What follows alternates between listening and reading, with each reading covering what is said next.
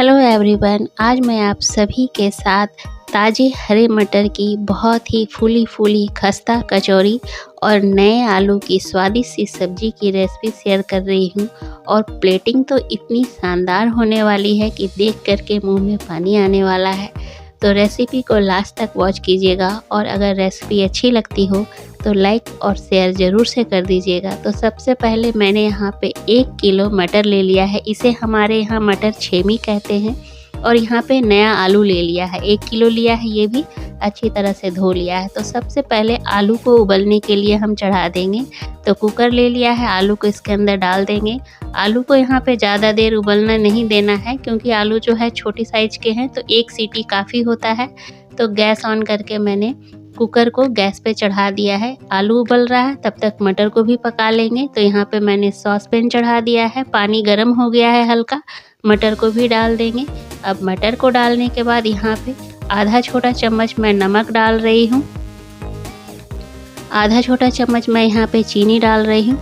अब इसे मिला देंगे और इसे उबलने के लिए छोड़ देंगे। जब तक हमारा आलू उबल रहा है, मटर सॉफ्ट हो रहा है, तब तक कचौरियों के लिए आटे की तैयारी कर लेते हैं। तो 1 कप मैंने गेहूं का आटा लिया है, 1 कप मैदा ले लिया है। आप पूरा आटा से भी बना सकते हैं, पूरा मैदा से भी बना सकते हैं, या फिर आटा मैदा मिक्स कर सकते हैं। तो मैंने यहाँ पे आधा छोटा चम्मच नमक ले लिया था, आधा छोटा चम्मच अजवाइन ले रही हूँ, क्रश करके डाल देंगे। और यहाँ पे 3 टेबलस्पून रिफाइंड ऑयल डाल रही हूँ। ज़्यादा ऑयल मत डालिएगा वरना जो कचौरियाँ हैं वो थोड़ा सा ऑयली हो जाता है, तो वो अच्छा नहीं लगता है।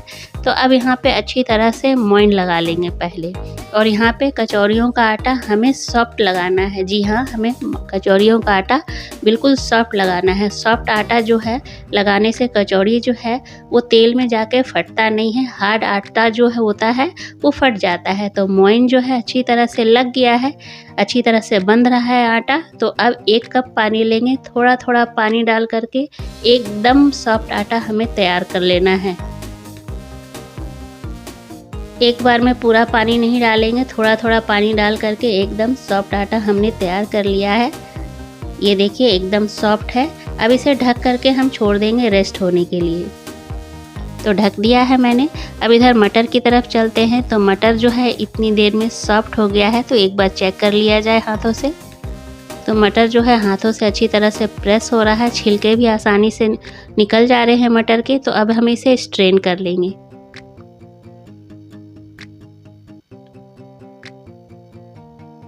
तो स्ट्रेन करके मटर को छन्नी में ही छोड़ देंगे ताकि जो भी एक्स्ट्रा पानी है वो निकल जाए। तब तक मसालों की तैयारी कर लेते हैं। तो यहाँ पे मैंने एक जार ले लिया है। अब जार में मैंने यहाँ पे 1 इंच अदरक का टुकड़ा लिया है, छोटे टुकड़ों में काट दिया है। 3 हरी मिर्च ले रही हूँ, यहाँ पे 9 लहसुन की कलियाँ हैं। हरे धनिए का स्टेम्स ले रही हूँ, थोड़े बहुत पत्ते भी हैं। हरे धनिए के स्टेम से फ्लेवर बहुत अच्छा आता है। 2 छोटा चम्मच साबुत धनिया है, 1 छोटा चम्मच जीरा है, 2 छोटा चम्मच सौंफ ले रही हूँ। सौंफ ज़रूर डालिएगा, सौंफ से बहुत अच्छा फ्लेवर आता है।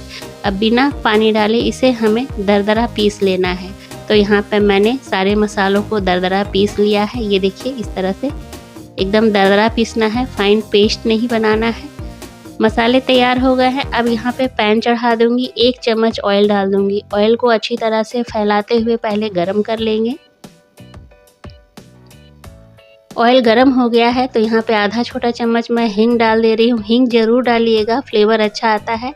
और जो हमने मसाले को पीस करके रखा था उसको डाल देंगे। मसाले को यहाँ हमें बहुत ज़्यादा देर तक पकाना नहीं है, वरना हरे धनिया का फ्लेवर, सौंफ का फ्लेवर वो ख़त्म हो जाएगा। बस 2 से 3 मिनट तक मीडियम फ्लेम पे पकाएंगे, इससे ज़्यादा देर तक हमें मसालों को नहीं पकाना है। तो यहाँ पे मैंने 3 मिनट मसालों को पका लिया है। अब मटर को डाल देना है। मटर को डाल दिया है हमने, एक बार मिक्स कर लेते हैं मसालों के साथ। तो यहाँ पे मसालों के साथ हमने मटर को अच्छी तरह से मिक्स कर लिया है। अब यहाँ पे आधा छोटा चम्मच नमक डालेंगे, 1 चम्मच चाट मसाला डालेंगे। और यहाँ पे मैं 4 काजू बारीक चॉप करके डाल रही हूँ, 7 से 8 किशमिश डाल दिया है मैंने। काजू और किशमिश एक बार डाल के देखिएगा, स्टफिंग का टेस्ट जो है काफ़ी बढ़ जाता है। काजू का क्रंचीनेस है, किशमिश की हल्की मिठास है, तो इससे टेस्ट काफ़ी अच्छा लगता है। अगर आप काजू नहीं डालना चाहते तो बादाम को बारीक चॉप करके डाल सकते हैं, या फिर मूंगफली को रोस्ट करके वो भी डाल सकते हैं, बहुत अच्छा टेस्ट हो जाता है। तो सबको अच्छी तरह से मिक्स करके पोटैटो मैशर से अच्छी तरह से हम मैश कर लेंगे। अगर आप पोटैटो मैशर से मैश नहीं करना चाहते तो मटर जब उबल जाए तो उसको हल्का सा जार में डाल के ग्राइंड कर लीजिएगा, और ध्यान रखिएगा एक भी साबुत मटर ना रहे। तो यहाँ पे मैंने अच्छी तरह से पोटैटो मैशर से मटर को मैश कर लिया है। अब यहाँ पे 1/4 चम्मच गरम मसाला डाल देंगे और इसे भी अच्छी तरह से मिक्स करके 2 मिनट तक पका लेंगे।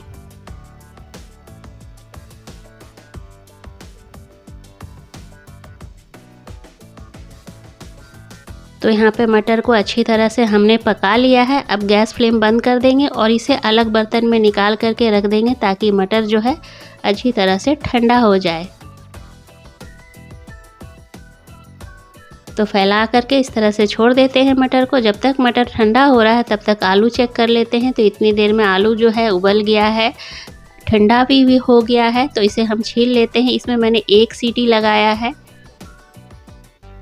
नए आलू मार्केट में आए हुए हैं, काफ़ी टाइम से आए हैं, लेकिन मैंने पहली बार नए आलू की सब्ज़ी बनाई है। बहुत ही टेस्टी लगती है नए आलू की सब्ज़ी, ट्राई कीजिएगा। और जहां मैं रहती हूं वहां पे कचौरियों के साथ आलू की ही सब्ज़ी दी जाती है, इसलिए मैंने आज कचौरी के साथ आलू की सब्ज़ी बनाई है। तो इधर कढ़ाई गर्म होने के लिए चढ़ा दिया है, 3 चम्मच सरसों का तेल डाल दिया है, आधा छोटा चम्मच हींग डाला है, 1/4 चम्मच राई डाला है मैंने, 1/4 चम्मच जीरा डाला है, 1/4 चम्मच यहाँ पे सौंफ डाल रही हूँ, और 1 लाल मिर्च तोड़ करके डाल रही हूँ मैं। यहाँ पे कुछ सेकंड तक इस मसालों को भूनने देंगे। अगर आप लाल मिर्च नहीं पसंद करते तो यहाँ पे हरी मिर्च को चीरा लगा करके बीच से कट करके डाल सकते हैं। तो यहाँ पे कुछ सेकंड तक हमने मसालों को पका लिया है। अब यहाँ पे 1 मीडियम साइज का प्याज बारीक चॉप करके डाल देंगे। प्याज को तब तक भूनेंगे जब तक प्याज में सुनहरा कलर ना आ जाए। तो प्याज में अच्छा सा कलर आ गया है। अब 1 चम्मच भर के मैं लहसुन, अदरक और हरी मिर्च का पेस्ट डाल रही हूँ, आधा छोटा चम्मच हल्दी, 1 छोटा चम्मच धनिया पाउडर, 1 छोटा चम्मच सब्जी मसाला, कोई भी सब्जी मसाला ले सकते हैं, 1 छोटा चम्मच कश्मीरी लाल मिर्च डाल दिया है। अब इन मसालों को हमें 1 मिनट तक पका लेना है मीडियम फ्लेम पे।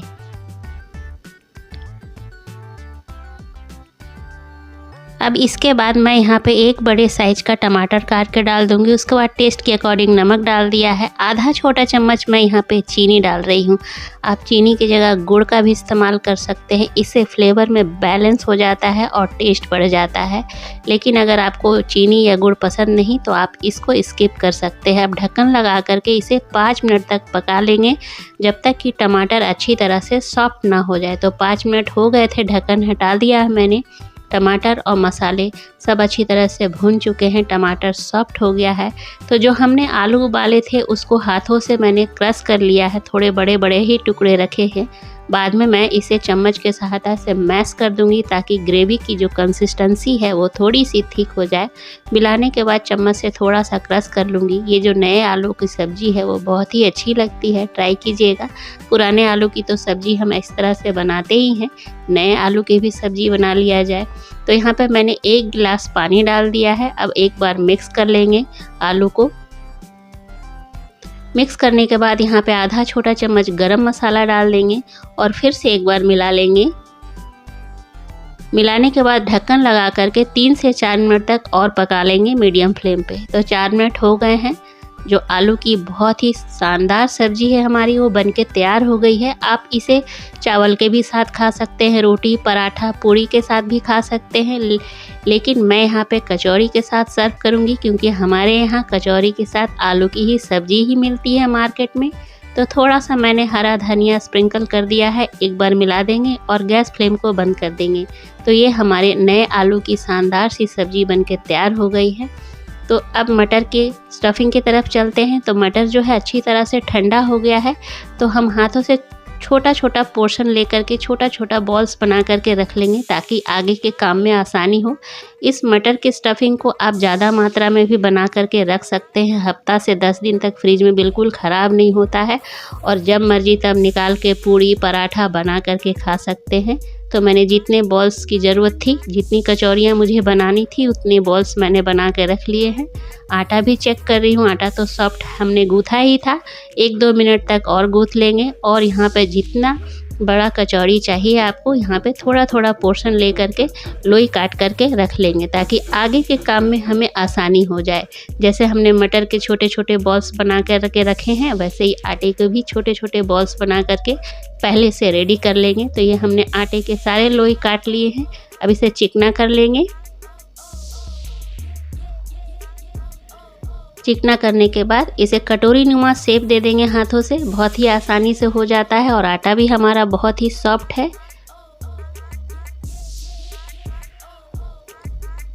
तो एक मटर का बॉल्स उठाएंगे, बीच में रखेंगे और इस तरह से उसे सील कर देंगे।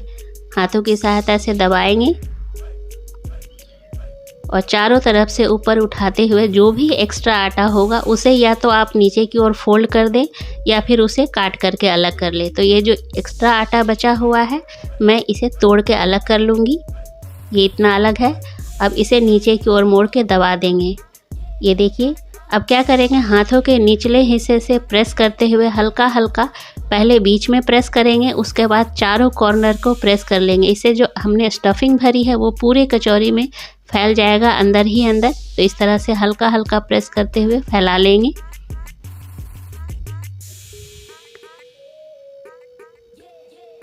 बिल्कुल हल्के हाथों से करेंगे तो एक हमारा तैयार हो गया है। अब दूसरा भी इसी तरह से कर लेंगे।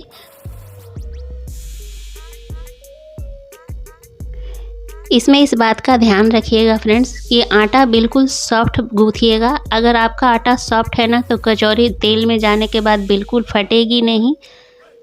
तो यहाँ पे तेल गरम होने के लिए हमने चढ़ा दिया था। तो थोड़ा सा आटा डालकर टेम्परेचर चेक कर रही हूँ। ये देखिए हल्के हल्के बबल्स आ रहे हैं, ज़्यादा बबल्स नहीं आने चाहिए। तेल का जो टेम्परेचर है बिल्कुल कम होना चाहिए, तभी कचौरी हमारी खस्ता बनेगी और फूली फूली बनेगी। फ्लेम को ना हाई रखेंगे ना ही मीडियम रखेंगे, बिल्कुल लो फ्लेम पे हम कचौरियों को तेल के अंदर डालेंगे, जितना भी कढ़ाई के अंदर स्पेस हो आपका। तो यहाँ पे मैंने 6 कचौरी डाल दी है और फ्लेम को यहाँ पे बिल्कुल लो रखा है। लो फ्लेम पे इसे हमें तब तक छोड़ देना है जब तक कि कचौरियाँ अपने आप ना ऊपर आ जाए।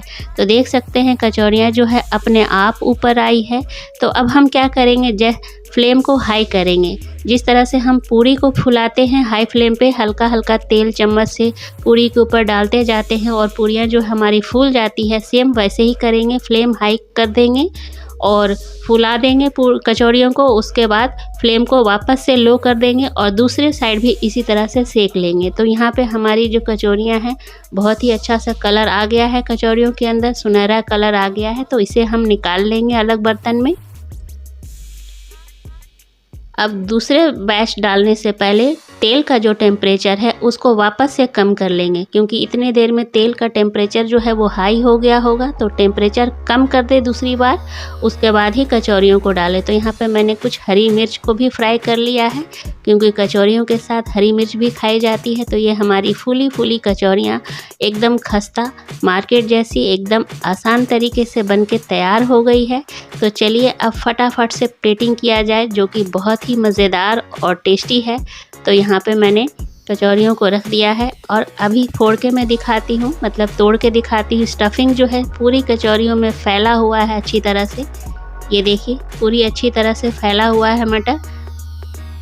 तो जो हमारे यहाँ जिस तरह से कचौरियाँ मिलती है उस तरह से मैं पहले प्लेटिंग कर लूँगी। तो यहाँ पे कचौरियों को मैंने प्लेट में तोड़ करके डाल दिया है। अब जो हमने आलू की सब्जी बनाई थी उसको डाल देंगे।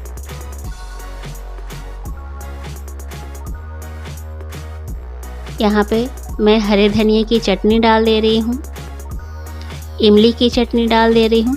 यहाँ पे वेरिएशन और बढ़ा सकते हैं, प्याज डाल सकते हैं, हरी मिर्च डाल सकते हैं, बेसन का सेव डाल सकते हैं, चाट मसाला डाल सकते हैं। आपके ऊपर डिपेंड है कि आप क्या क्या डाल करके खाना पसंद करते हैं।